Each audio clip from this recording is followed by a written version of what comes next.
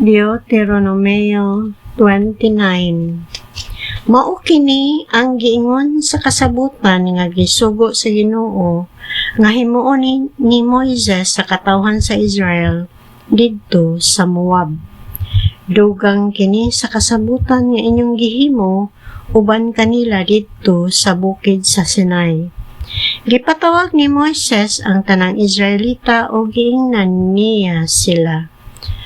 Kamo mismo nakakita sa gibuhat sa Ginoo kang Paraon dito sa Ehipto o sa tanan niyang opisyal o sa tibok niyang nasod.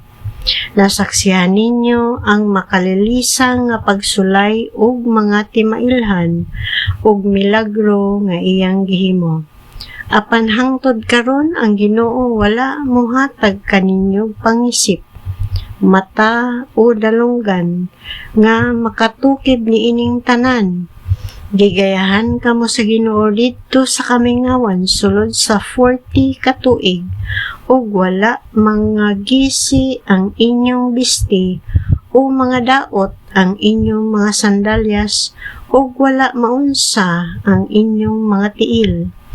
Didto wala kamo makakaugpan o makainom og bino, apan gihatagan kamo sa Ginoo sa inyong gikinahanglan aron masayod kamo nga siya mao ang inyong Dios.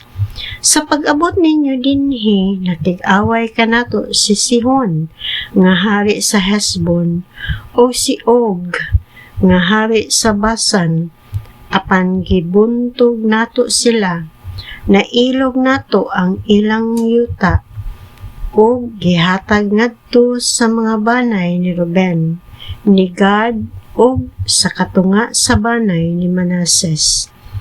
Tumana gayud ang gimbutan ni ining maong kasabutan aron mulampos kamo sa tanan ninyong paningkamot. Karon atubangan sa Ginoo nga inyong Dios, nagtindog kamong tanan, ang inyong mga pangulo sa banay, ang inyong kadagkuan o mga opisyal o ang tanang mga Israelita nga lalaki, mga babayi o mga kabataan, apan sa mga langyaw nga nagpuyo tipon kaninyo o nag-alagad kaninyo. Aniya kamo karon dinhi aron sa pagdawat sa kasabutan nga himuon sa Ginoo uban kaninyo niining adlaw. Maoy tuyo niya ang paghimo kaninyo nga iyang katawhan ug nga siya mahimo nga inyong Dios sumala sa gisaad niya kaninyo ug sa inyong katigulangan nga si Abraham, si Isaac o si Jacob. Dili lamang kay kamuray iyang gipakigsabutan, kundili lakip ni adtong wala pa dinhi uban kanato niining adlaw atubangan sa Ginoo nga atong Dios. Nasayad kamo sa atong kahimtang didto sa Ehipto ug kun giunsa nato paglatas sa kayutaan sa abang kanasuran.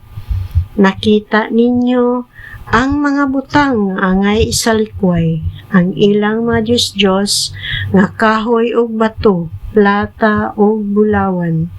Pagmatngon kamo nga walay usa kaninyo nga mobiya sa pag-alagad sa Ginoo nga atong Dios ug mag-alagad hinuon sa mga Diyos sa ubang kanasuran, kay tingali unyag may usa kaninyo nga mahisama sa gamot nga mahimong tanom og pait og makahilo.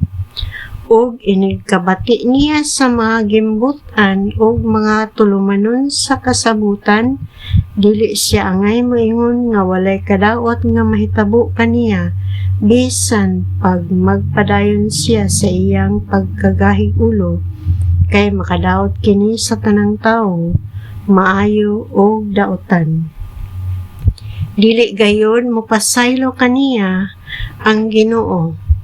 Musila og hinuon ang iyang kasuko patok niya ng tawhana o mahiagom siya sa tanang tunglo nga nahisulat ni ining basahona. Papason gayon sa Ginoo ang ngalan sa mga tawo. Hinginlan siya sa Ginoo gikan sa tanang banay sa Israel ug kastiguhon sa tanang tunglo diha sa kasabutan nga naisulat niining basahona.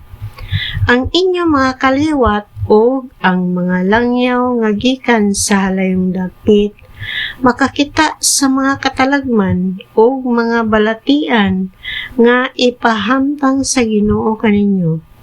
Ang inyong yuta mawad-an sa katambok ug malukop sa asupre ug asin. Wala gayoy tanong nga motubo didto bisan gani ang mga sagbot.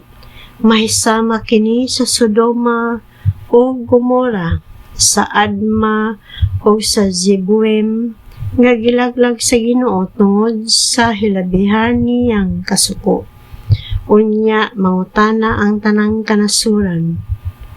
Nganong gihimo man kini sa Ginoo sa ilang yuta? Unsay hinungdan nga nasuko man siya pag-ayo? Mao kini ang ilang itubag. Kay gisalikway Manila ang kasabutan nga gihimo sa Ginoo, ang Dios sa ilang katigulangan, uban kanila sa dihang gikuha niya sila sa Ehipto. Nagsimba ug nag-alagad sila sa ubang mga Diyos nga wala ipasimba kanila sa Ginoo. Busa misilaob ang kasuko sa Ginoo sa iyang katawhan ug gipahiagom sila sa tanang tunglo nga nahisulat niining basahona. Sa hilabahan niyang kasuko, gihinginlan niya sila gikan sa ilang nasod o giabog ngadto sa laing nasod diin atua sila karon. Adunay mga tinago ang Ginoo nga atong Dios nga wala niya ipadayag. Apan gipadayag niya ang iyang balaod ug angay kinisundo nato o sa atong mga kaliwat hangtod sa kahangturan.